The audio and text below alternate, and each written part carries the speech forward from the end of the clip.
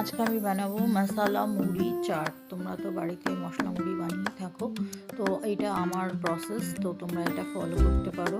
আমি শসা, গাজর আর এখানে আদা গ্রেট করে রেখেছি। এবার ধনে পাতাটা কুচিয়ে রাখছি, কুচিয়ে নিচ্ছি ভালো করে। এবার একটা কাঁচের বোল নিয়েছি, এর মধ্যে শসাগুলোকে এর মধ্যে দিয়ে দিলাম।